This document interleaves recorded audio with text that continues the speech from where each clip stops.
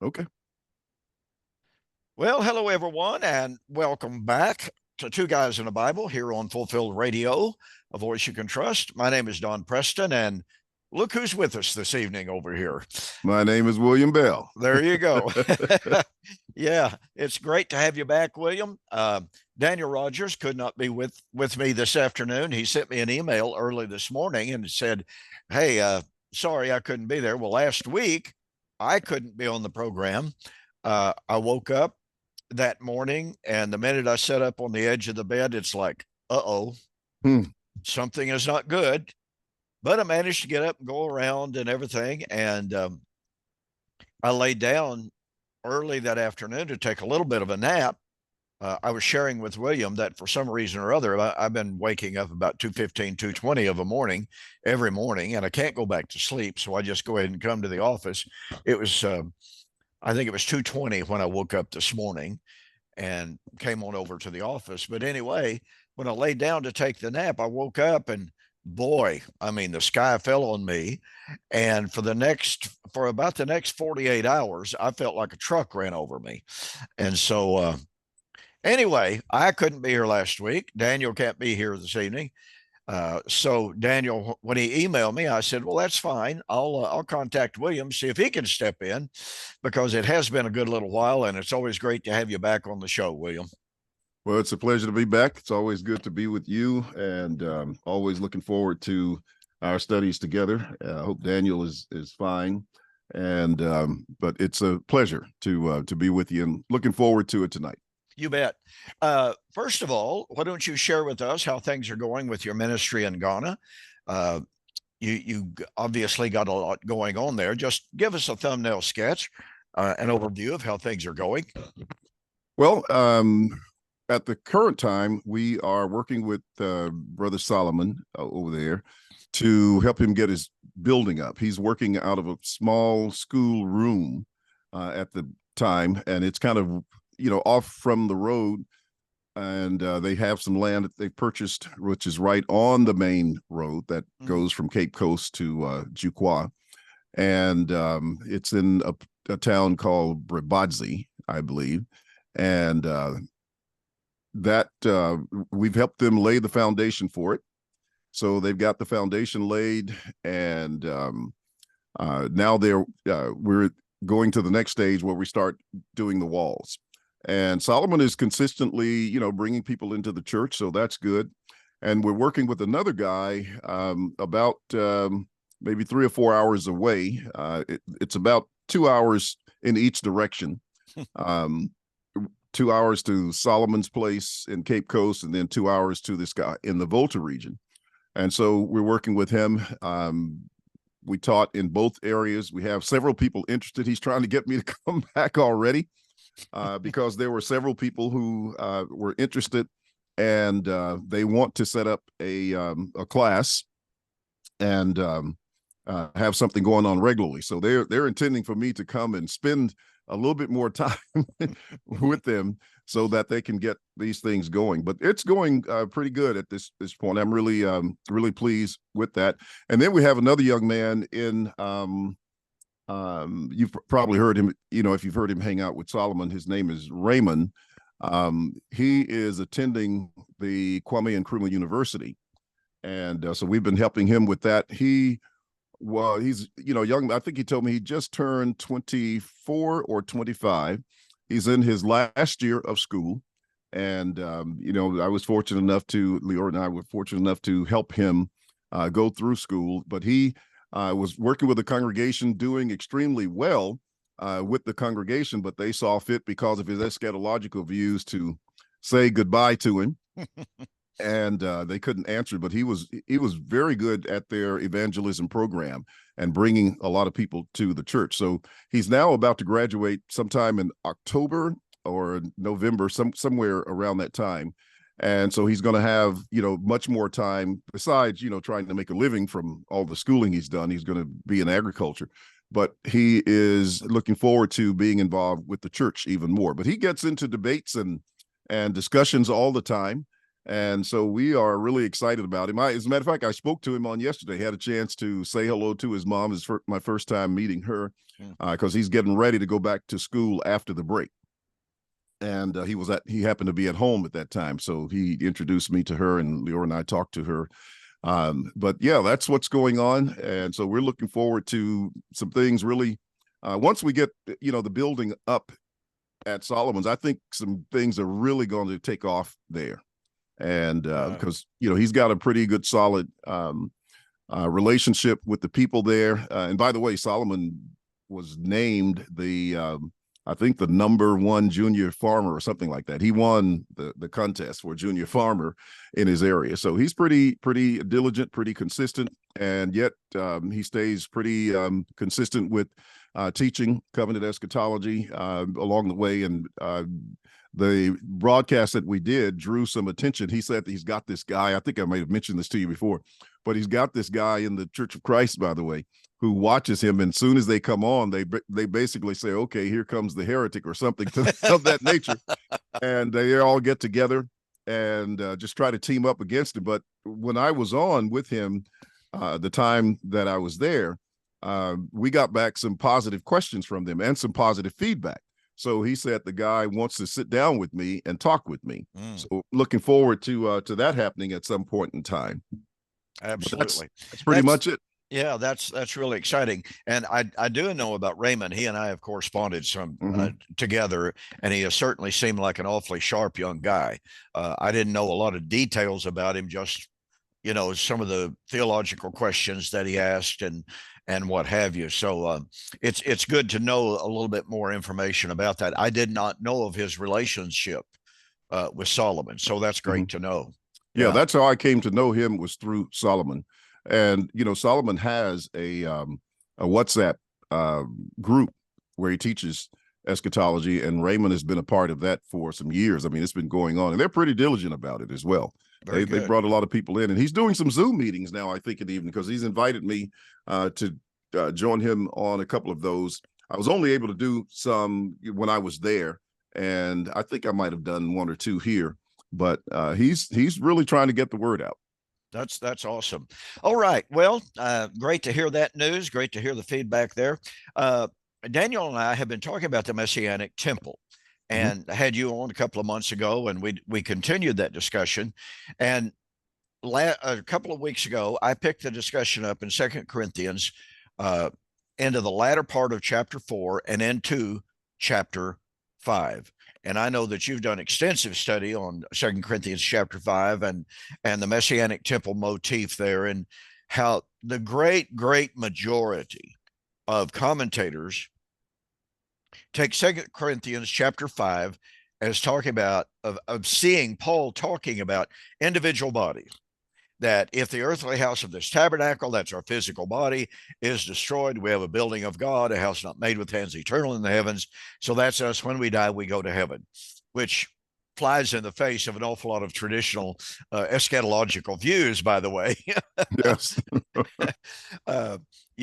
Folks in the churches of Christ in which William and I were raised, the view is that when a faithful Christian dies, they absolutely do not go to heaven. They can't go to heaven. They got to wait until the end of time and the judgment. They got to wait in paradise, Abraham's bosom, until the end of time. At the end of time, then they get to come back to earth. They get their physical body. It's transformed. Then they get to go to heaven. That is Go ahead. I was going to say, before all that happens, they preach them in heaven at the funeral. Oh yeah. You and I both have talked about this an awful lot. We have a 2-tiered eschatology in the amillennial world that if they're not talking about actual eschatology, then this faithful brother, this faithful sister, when they died, they're in the arms of the Lord today, and heaven just as sure as we're standing here. Very, very quick anecdote. The mother of a very, very good friend of mine passed away several years ago, and very, very faithful Christian lady, wonderful, wonderful Christian lady. And the preacher that was doing the sermon, I knew of him, he knew of me. And so he's standing up there talking about what a wonderful Christian woman she was. And he said, I want to tell you with full assurance, this sister so-and-so said she is in heaven today as surely as we're standing here. And I just kind of, got a grin at the corner of my mouth. And he said, now, we all know that she's not truly in heaven, that she's in Hades, waiting for the resurrection for this body to come out of this ground. I mean, this is 2 seconds after he had said she's in heaven as surely as we are here today. But he looked at me, he saw that little grin on my face, like, gotcha. I mean, it was so blatant. I don't know if anybody else caught it except her son, who is super good friend of mine and a preterist. He caught it for sure. He kind of glanced over at me, when all this was going down, like, oh boy, whatever. So anyway, let's take a look at 2 Corinthians chapter 4 before we get directly into chapter 5. Okay. As the lead into it, because here Paul is talking about the sufferings that they were experiencing at that time. The persecution that the church was experiencing at that time. And he kind of sets the stage for chapter 5, the groanings of that persecution. But he says something really, really fascinating insofar as the hope that he was talking about. We do not look at the things that are seen, but that are unseen. The things that are seen are temporal or temporary. The things that are unseen are eternal. And then he talks about that house that is laid up in heaven, eternal in the heavens. So you have this direct corollary between that which is in the heaven, that which at the time that they were groaning, waiting for the revelation of that, and then he discusses that. Why don't you comment there on 2 Corinthians 4:16 and following as a lead in to chapter 5? Yeah, well, with me just kind of starting in, I have chapter 3 in the back of my mind, which starts with that discussion of the ministration of death and versus the ministration of righteousness, meaning the difference between the old and the new covenant. So that's the background of chapters 3, 4, and 5, and even moving into chapter 6. And so when we're looking in chapter 4, somehow people think that Paul has transitioned from his overall thesis in the chapter, from the overall motif of dealing with these two covenantal modes of existence, but he's not. He's remaining consistent with that all the way through. And so when we get to verse 16, and he says, therefore, we do not lose heart, even though our outward man is perishing. The outward man would be that ministration of death that he had talked about in chapter 3, where he says it was their hope that the glory that would excel would overcome that which was remaining, or rather, which I'm saying it backwards. Let me read the verse and I can get it better. He says, for if what is passing away was glorious. Well, that's that ministration of the old covenant. That's the outward man that he speaks about. It's not a Greek Platonic flesh versus spirit concept.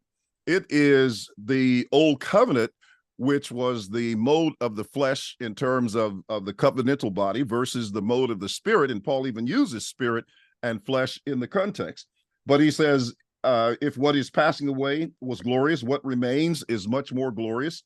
And therefore, since we have such hope, we use great boldness of speech. Now, when he gets down to verse 18 of chapter 3, he says that we all with unveiled face, beholding as in a mirror the Lord, the glory of the Lord, are being transformed.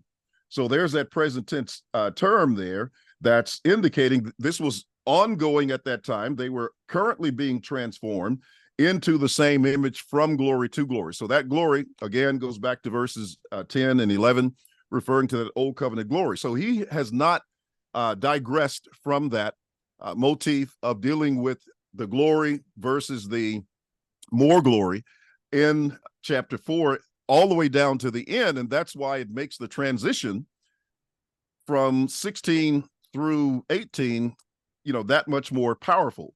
And thus the outward man that was perishing was the old covenant man. The inward man is the new covenant man, which he says was being renewed day by day.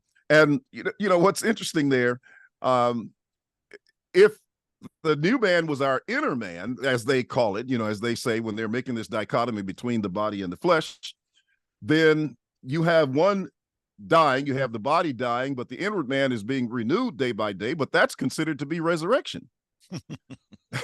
So if that's resurrection, where's the resurrection of the body involved in that? When it's the inward man that's being raised, and Paul said that's the hope. So that just would make sense. Then you'd have the hope of the inner man, but not with the one that's perishing. So that's one thing to look at. And then, as you were saying a moment ago, our light affliction. Well, those are the eschatological sufferings that Paul mentioned in Romans 8, verse 18, et cetera, and that we see throughout the scriptures in Thessalonians.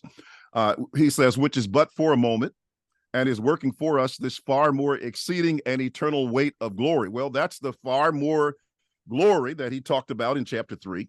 And then coming into that statement, while we do not look at the things which are seen. Well, in their cultus, what was seen? It was the priesthood, it was the sacrifices, it was the temple, it was all of those things that they could put their hands on and say, you see, this is what makes our faith more real than what you are dealing with that you can't see, you can't touch, etc.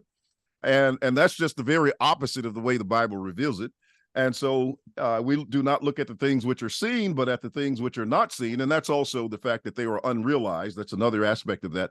For the things which are seen are temporary, but the things which are not seen are eternal. And verse 1 of chapter 5 actually explains what he's just said in that context. And he goes into these terms. I'm going to stop there because I don't know how far you want to go into chapter 5 just yet. So I'll just pause at that moment until we discuss it a little further. Well, yeah, that's fine. What strikes me about this is that, as you pointed out there, and I'll just try to add a few additional thoughts in my own words here. But in 2 Corinthians chapter 3, we have a process of something passing away and something coming in, something of glory versus something of greater glory. Those are the exact, as you were pointing out, I'm just giving my different words for it. Those are the exact same motifs of 2 Corinthians chapter 4, 16 and following. Therefore, we do not lose heart. For though our outward man perish, though our inner man is renewed day by day. Well, you have a perishing and a renewal. You have a perishing in 2 Corinthians chapter 3, the old law was perishing. It was passing away. Versus that which could never be moved, and that's the new covenant. That was that hidden new covenant reality that was waiting to be revealed. We find this, and you and I have discussed this many times down through the years. I know Max King discussed it a lot from different times, and scholars recognize this. In the New Testament, there is the concept of the hiddenness of the children of God. That they were the children of God.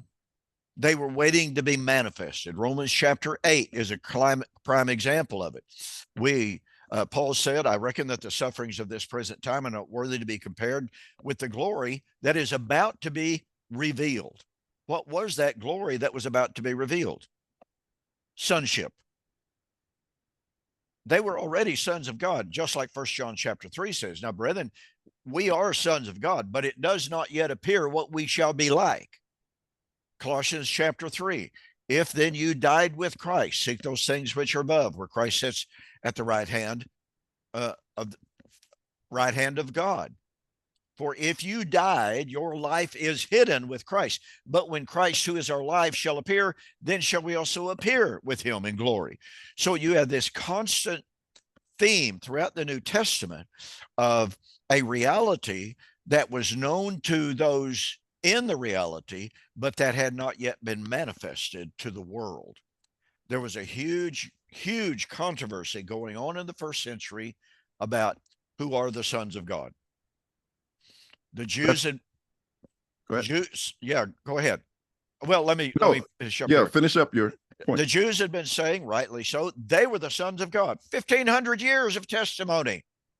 And now all of a sudden, here these Christians, followers of this Nazarene, are saying, guess what? If you don't follow Christ, you are not of the chosen seed. You are not an Israelite. You are not a Jew. Just like Peter said in Acts chapter 3, citing Moses in Deuteronomy chapter 18, where Moses himself said, God will raise up a prophet like unto me. To him you shall give heed, and it shall come to pass that anyone who will not give heed to his voice shall be utterly cut off out from among the people. So here's Peter speaking to, quote, good, faithful Jews, saying, guess what, folks? You're not really of the seed of Abraham if you're not following Jesus. Here's this controversy. Who are the children of God? This is part of what's been playing out here in 2 Corinthians chapter 3 and 4 and 5, as Paul sets forth. The old covenant, which the Jews were holding on to, adamantly, belligerently, violently, and the new covenant that was being revealed at the time, manifesting itself in the lives of the followers of Christ, and yet this struggle, this power struggle between the two camps, between the two seeds, as Paul was call it in Galatians chapter 4. There's the seed of the flesh, there's the seed of the promise. And what's the fate of the seed of the flesh? Cast out the bondwoman and her son. Shall not be heirs of the children of the promise. So again, this is all taking place.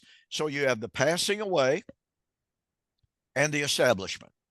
You have the outward man perishing, the inner man being renewed day by day.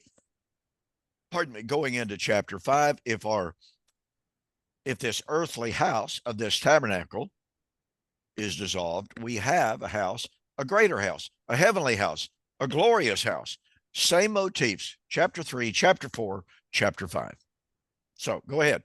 Yeah, that's correct. I mean, those were all powerful concepts that you just talked about. You were hitting all the cylinders in terms of, the sons of the flesh versus the sons of the spirit. You have Romans 8 and verse 19 that talks about the earnest expectation of the creation eagerly waits for the revealing of the sons of God. So there's that idea. And that's one of the things that confuses so many people about studying the resurrection, because they think it's a raising of something that you already see or can see from the ground at some time in the future, whereas this was a process that had begun way back then in the first century and was being consummated, whereas God had to have some external event that would manifest that, because that's the way you manifest spiritual things. It's like Romans chapter 1, where he talks about clearly the Godhead is manifested by the things which are seen, so that his invisible nature is recognized. We can't see him with our eyes, but he leaves evidences in the world whereby we can determine it. And even in the prophetic scene, God would always tell them, when I do this thing, then shall you know that I am the Lord. And that's a concept that a lot of people miss. Going back to these sons of God in John 1, verses 11 or 12 and 13, when he says, as many as received him, to them he gave the authority to become the sons of God, who were born not of blood, nor of the will of the flesh, nor of the will of man, but of God. I remember when I wrote that book, on the first little book that I wrote, which was a transcribed sermon for the most part, but it was dealing with that. Who are the true sons of God? And that's the backdrop of the new covenant, this contesting over who is the son of God. Now, here's another point I wanted to mention, going back to what we were saying before on the outward man perishing, but the inward man being renewed day by day. If that's the case, then it's only half of the church that's perishing, Don. And what I mean by that is, when you look at the earlier verses in 2 Corinthians 4, Paul said that life death is working in us, but life in you. So so you got half of the folk in the church. I'm using half, not to say that, this is a 50-50 split, but you get the idea.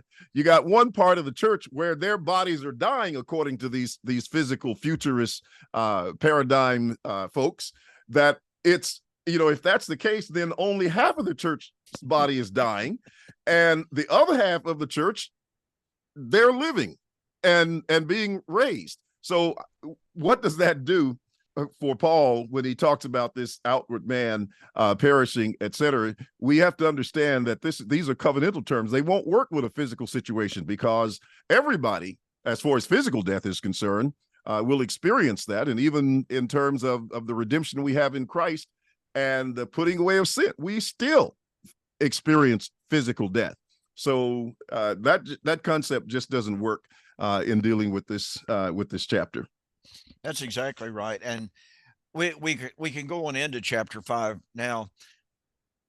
As I pointed out, the huge majority of commentators, they come to chapter 5, and they've, again, going back to chapter 4:16, they cherry pick these verses out from the entire covenantal context. And I've said this, I've written on this in several of my books, I've mentioned it. We have to understand that Ezekiel 37, along with Ezekiel 16, obviously, serve as the prophetic backdrop, the prophetic source for 2 Corinthians chapters 3 through into chapter 7, verse 1.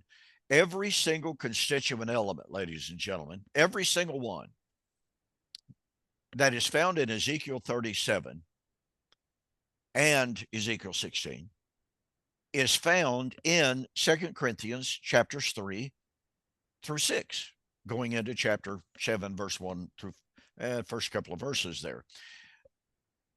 And yet the amazing thing about it is,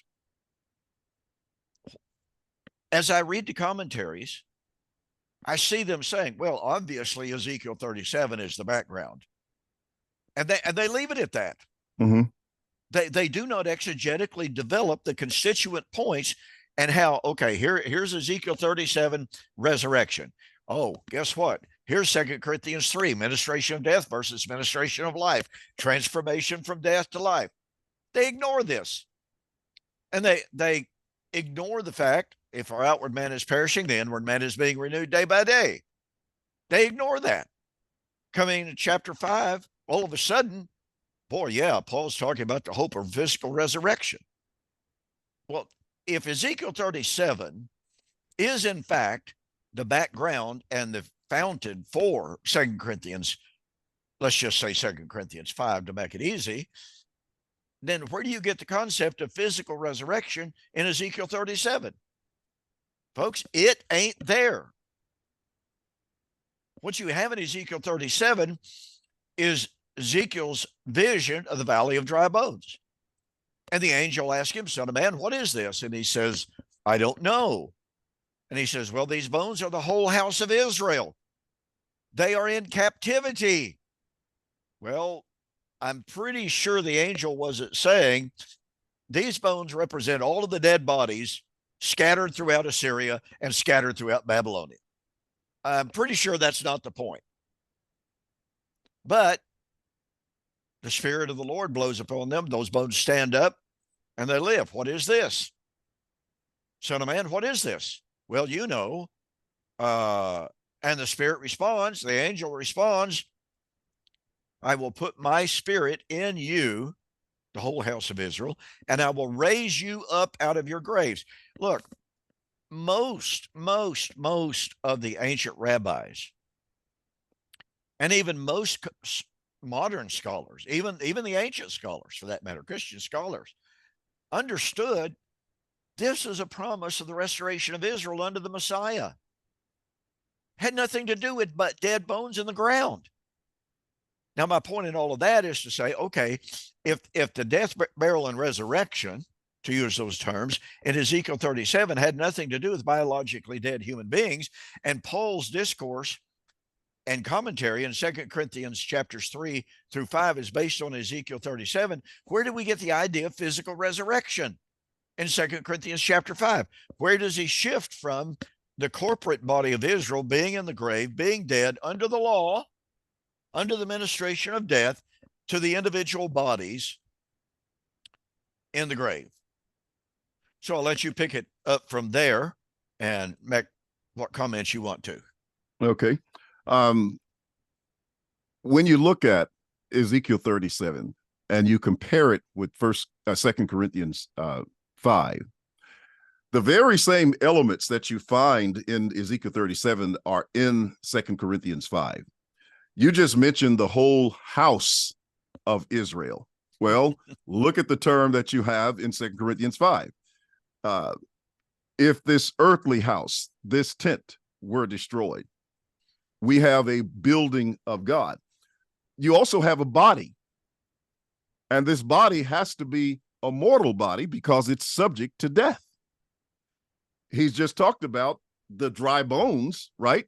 Mm-hmm. And the flesh, etc. So he's seeing them as dead, but that's considered mortal. Now, most people think that mortality can only refer to something that's physical, and that's not biblical at all. Romans 8 will knock that out of the water very, very quickly. Then you also see, and when speaking of the house of God, you're talking about the temple or the tabernacle. So that's the same concept.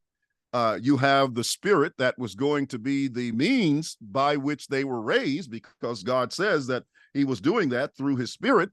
And of course, if that is a metaphoric expression in terms of their being dead and in the graves, that's the same concepts that's being demonstrated in chapter 5. Now, one other thing that I like to do, and even though we haven't quite gotten there yet, maybe I should hold back on this just a moment because I don't know how far we're going to get, but I also like to put Ezekiel 16 with this chapter as well. So I'll wait on that and just kind of see where you're going.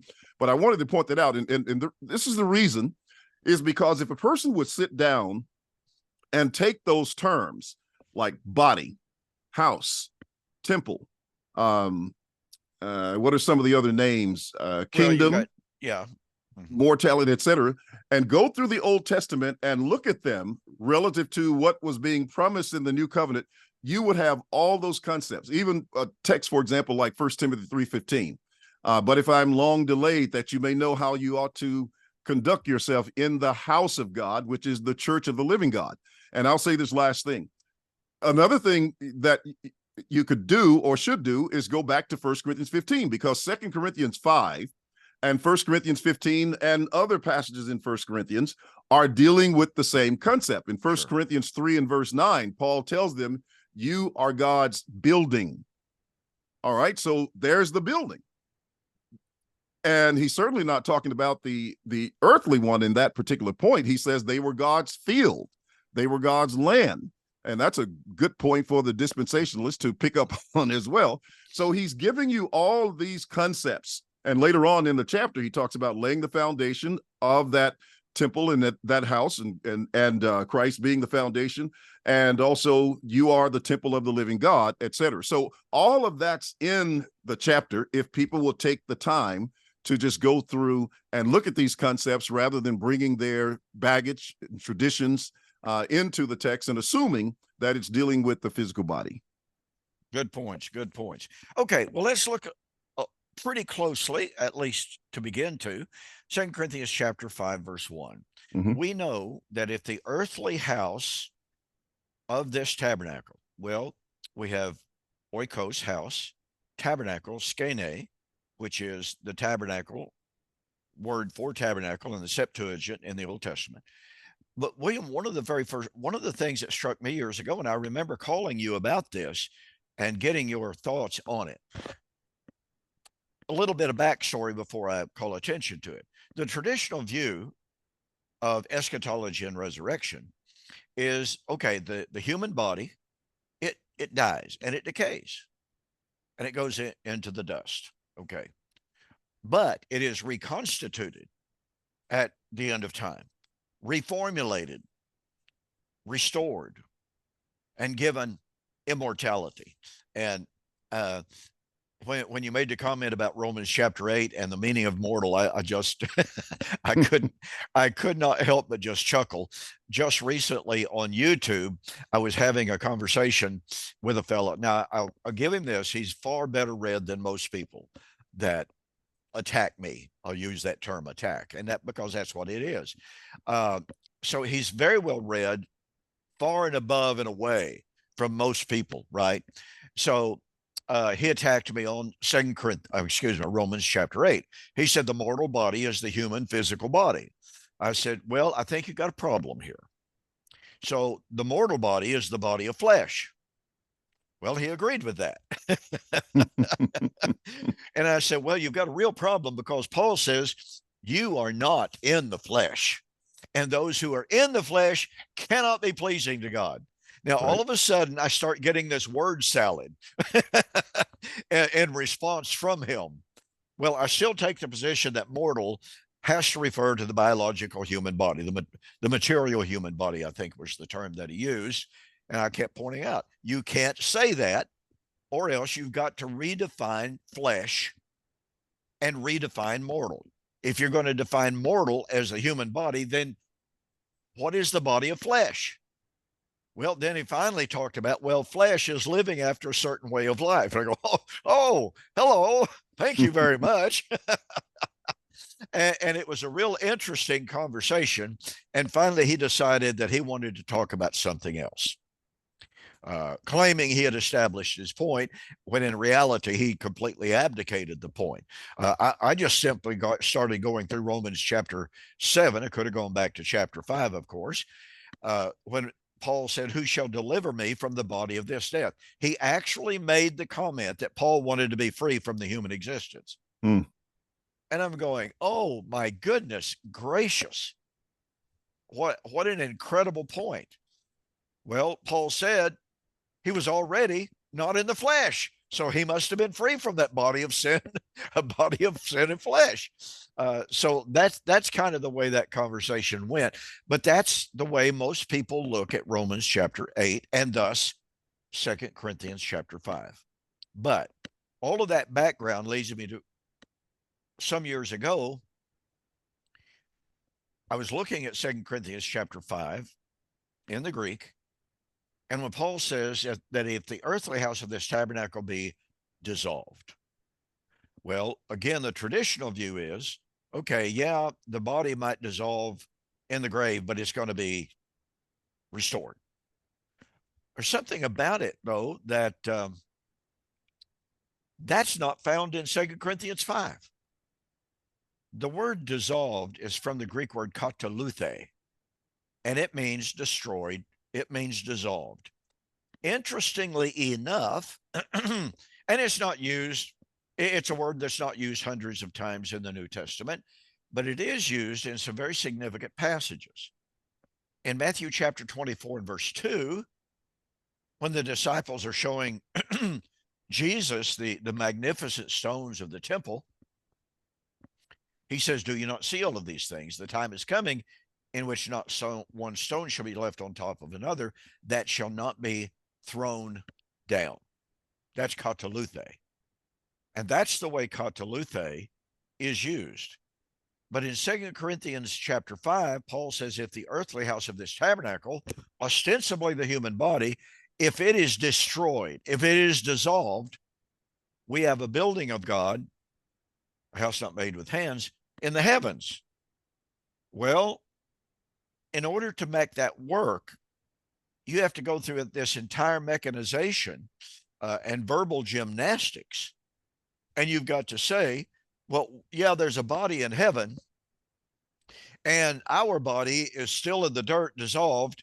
But at the end of time, this other body comes down and is superimposed. I don't know if it's zapped into the dust. I don't know how it works, but it just doesn't work. Paul has the earthly house, the house made with hands, dissolving, being destroyed. He was anticipating another house, which was in the heavens, waiting to be revealed, not waiting to be put on top of the dissolved body per se, but to be revealed. That word kataluthe seems to me to be a tremendous problem for the traditional view of 2 Corinthians chapter 5. So what are your thoughts on that? Yeah. Even when you break down the word kata, meaning down, it's like, and then you got, I think, the word luo, to loose, to loose down. It's the idea of sort of disassembling something, taking it loose from the stakes, like when you have a tent or the tabernacle and they had to disassemble it. So that's the idea of what he's saying there.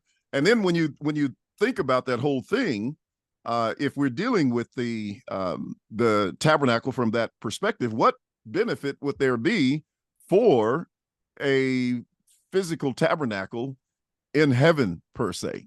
And so that becomes, the same reasoning to talk about as far as the body is concerned, because as you were saying, this is something that is being rendered null and void. This is something that is no longer of use. It's the same glory that was being surpassed in chapter 3.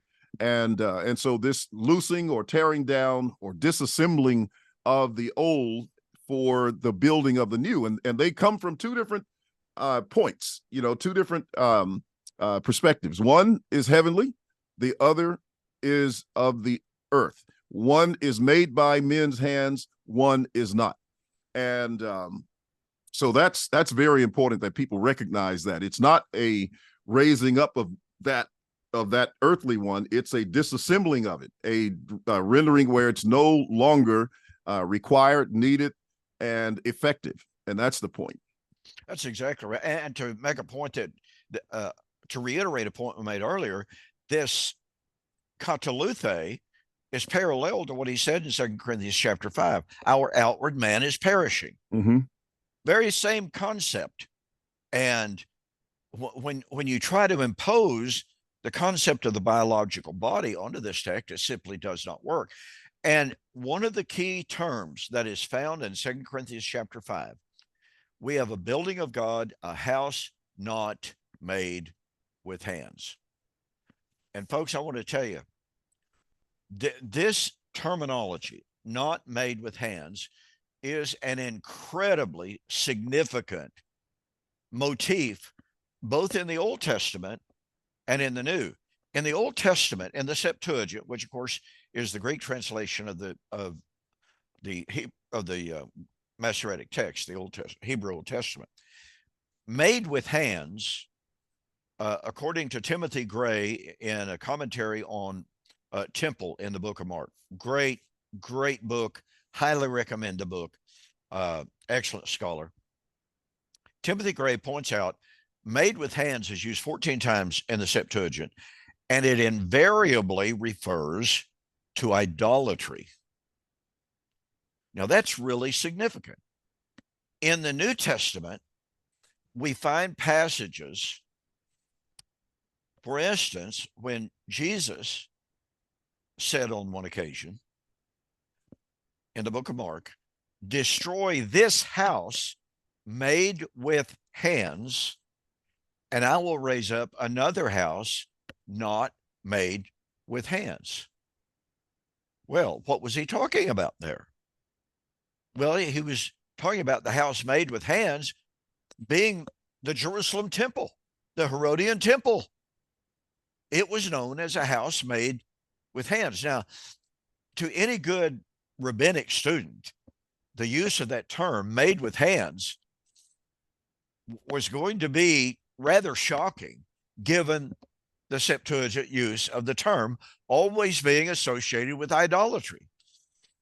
Timothy Gray makes the observation that when Jesus used the terminology of made with hands versus not made with hands, he was kind of tacitly but very powerfully identifying the temple at Jerusalem as a house of idolatry.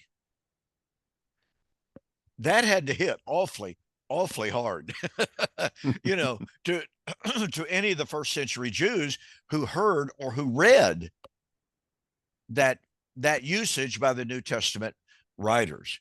And so Mhm. when we come to the New Testament and we see this constant imagery and this constant language of not made with hands, and we see that it's used in constant contrast to the old covenant temple, boy, this is some really powerful stuff. And we bring it into the text of 2 Corinthians chapter 5, where Paul's talking about temple, tabernacle made with hands, tabernacle not made with hands. Well, where's the consistent use of that terminology throughout both Old Testament and New is not a contrast between a biological human body versus a spiritual incorporeal body, but rather Old Covenant temple versus New Covenant temple. So go ahead and make your comments there. Yeah, think about the first time that I recognized the use of not made with hands. Daniel chapter 2, Yes. verse 34. You watched while a stone was cut out without hands, which struck the image on its feet, etc. Well, that stone that was cut out of the mountain without hands represents Christ and the kingdom.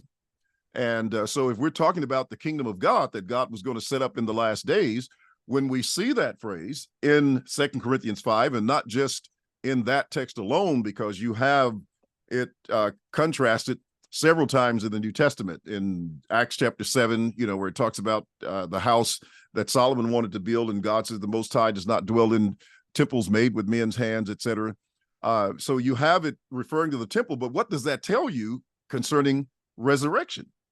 It's one of the terms that I always say, and I don't know if you've ever heard it yet, but I'm still waiting to hear someone say that the kingdom is the resurrection body. Because if you study 1 Corinthians 15 and verse 50, or the entire chapter, and look at what Paul contrasts with the natural body versus the spiritual body, the kingdom of God lines up in that text, which parallels it right back to 2 Corinthians 5, because it's that which was not made with hands, taking us back to Daniel 2, which is the kingdom. And that's telling you what the nature of the body is in 2 Corinthians 5. It's also telling you that that's the temple, and it's telling you that this is what was not made with hands. He's not talking about the physical body. He's dealing with two temples. The kingdom is the temple. The kingdom is the body. And that's the body that's being referred to in that text. And as you were saying, this was a process that was ongoing. It was a transitioning out of one and a transitioning into the other, all going on at the same time. So it wasn't where, you're in this body and then you die and then you wait for who knows how many thousands of years and then you're raised up. No, this was a process that was already underway and was ongoing because, as he was saying in verse 16, as you mentioned just a moment ago, while the outward man was perishing, the inward man was being renewed day by day. So we have to pick up on that, and that just won't work with the stance on a physical body. Yeah. And again, that goes back to this threefold reference of Paul of 2 Corinthians 3, from the ministry of death to the ministry of life, then ongoing, as you're pointed out right there. Again, 2 Corinthians 4:16, if the earthly house of this, or if the outward man is, though the outward man is perishing, get it right in a minute, present active, it was already ongoing. Here is Paul saying the inner man is being renewed day by day, which it seems to me to raise some really interesting points, William. If the spirit is eternal and immortal, how is it renewed day by day? In terms of what Paul is saying in 2 Corinthians chapter 4, outward man is perishing. Well, is Paul talking about, we're growing old, and I'm noticing an awful lot of snow on the mountaintop there, William. Of course. So if if that's what Paul has in mind, the outward man is perishing, growing old and growing gray and et cetera, what does he mean by the inner man being renewed day by day? Yeah. Well, one thing he couldn't be indicating from that this is from a like a body spirit paradigm. I don't think he could be indicating that is the meaning of giving it life, because if it's eternal from the beginning in terms of man's spirit, then why is the need to do that if it's already eternal? That's my point. Yes. So how could you have an eternal, immortal, incorruptible spirit being renewed day by day? There is no renewal of an eternal spirit. I fail to see how you could renew an immortal, incorruptible spirit. How does that happen? How does that work? And yet, the only things that Paul has been talking about being made new is new covenant, ministry of death, ministry of life, passing from death to life, old tabernacle, new tabernacle, heavenly tabernacle versus earthly tabernacle. Those are the only passing away things versus eternal things that Paul's discussing in the entire context. And part of this gets back, boy, this is something we've discussed many, many times. The failure of modern Bible students to think in collective terms, to think in corporate terms. And Tom Holland, in his Contours of Pauline Theology, does a great job. There may be a few places that he may have overstepped his paradigm a little bit, but overall, the book is just fantastic in pointing out that Paul, in his theological development, Paul, in his discussion of resurrection, thinks in corporate terms. That doesn't exclude the individual from it. As you and I were discussing an email the other day, the individual participates in the corporate. You don't have corporate without individual participation. Those individuals make up the corporate. But from the perspective of the Hebraic writers, the Hebrew writers, and I'm not talking about the Hebrew book of Hebrews, I'm talking about the Hebrew writers. Their perspective was almost invariably focused upon the corporate body, and then how individuals participate in the blessings of that corporate reality. Right. So what has happened is that biblical scholars approach 2 Corinthians 4 and 5 from the perspective strictly of the individual human being, instead of viewing Paul continuing his discussion of Ezekiel 37. And Ezekiel 37 is absolutely not focused on individuals. It is about Israel raised from the graves.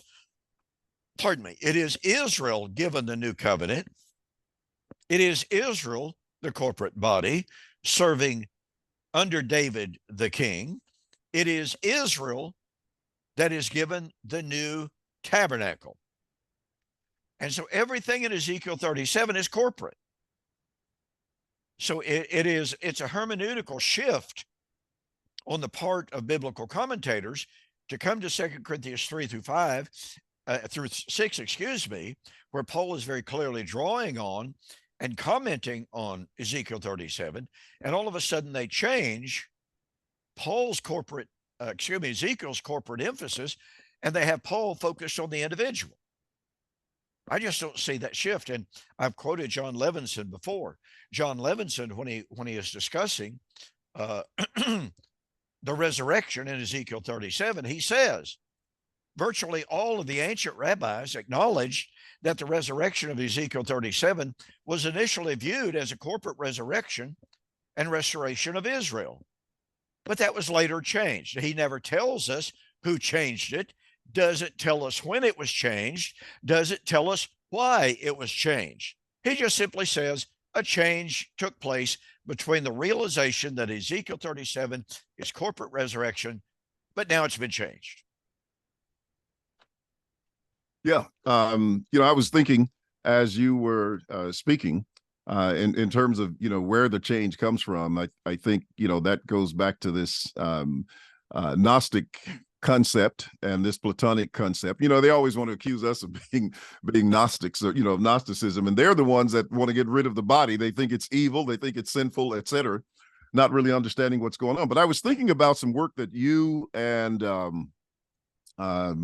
John Anderson did years ago from Ephesians chapter 2, which also has Ezekiel 37 as a background for it. And when you look at that, you have the same concepts and motifs in Ephesians chapter 2 that you have in 2 Corinthians 5, because you're talking about the two covenants. You're dealing with the wall of separation, which is temple concept and temple typology. Even the text that talks about having access to God, that's access into his presence, etc. And then what do you have in the end? The very terms that are used in 2 Corinthians 5, talking about the building of God, the habitation or the temple, etc. But no one looks at this chapter done and says we're dealing with the physical body. They don't do it. But it comes out of the same background text as 2 Corinthians 5. And it speaks of a body. It speaks of the spirit. It speaks of the temple. It talks about the transition from the one to the other. And very clearly is a commentary on both Ezekiel 37 and 2 Corinthians chapter 5. Well, those are great thoughts. And yeah, I remember having those discussions with John Anderson on his program, The Voice of Reason. We had a great time discussing all of that. The interplay, and it shouldn't surprise us, folks, but the interplay between so many of Paul's epistles with one another, the intertextuality, as it's called among the scholars. And it's amazing how some Bible students they'll latch onto this text over here and try to discern it and try to interpret it in total isolation from everything else that Paul had to say in the entire orbit of his epistles. And that's just not the way. We have to have a holistic approach to the scriptures in trying to be what I call atomistic. And that is, oh, look, I found this one term, this word, this phrase. I found this one verse over here in the Bible that seems to fit my paradigm. So I'm going to forget anything and everything. It's kind of like in my discussion with Anthony Aquino, my formal debate with Anthony Aquino on the internet. He said, I don't want to go anywhere else but Revelation chapter 20. And he had said that in another debate that he had with Stacey Tuberville. I'm not going to go anywhere except Revelation chapter 20. Revelation 20 is the only text I'm willing to look at. Well, sorry, that may be all that you want to talk about, but that's not all that the Bible talks about on the subject. And so also in my debate with that Mark Smith guy, a former Church of Christ minister, now turned atheist, when I brought up Paul's use of the Old Testament, he said, I'm not interested in what the Old Testament says. It's unimportant. It doesn't have anything to do with the subject we're talking about. Really? Well, he just as I like to say, he gave away the farm, the dog, the cat, the horse, the cow, the sheep, the goats, the gerbils, the goldfish. He gave it all away. I mean, now, we both understand where he's coming from, right? He was raised in that Church of Christ background, extremely conservative. You don't need the Old Testament. Old Testament was nailed to the cross, totally irrelevant. So we know where he's coming from, but we also know it's totally false. And that view that God was through with Israel at the cross, that view that God was through with the Old Covenant. And this is why it's important to see Paul in 2 Corinthians 3-6 is giving his inspired commentary on Ezekiel 37 as well as Ezekiel 16. Now, William, I don't know if you want to come back next week and let's explore Ezekiel 16. and the rest of what Paul has to say here in 2 Corinthians chapter 5. I'm sure that will please Daniel, give him a little continual break. So if you're willing to do that, then we'll have you back next week. All right. I'll look forward to it. All right. Sounds really great. Well, with that said, folks, I want to thank you so much for joining us here on Two Guys in the Bible, a voice you can trust. And then with that, William, great to have you back. Great to be with you. Enjoyed the program. And I'll say good night. God bless. All right. Good night. All right, man. Get this processed and get it posted. See you later, man. Enjoy. All right. Take care. All right. Bye-bye.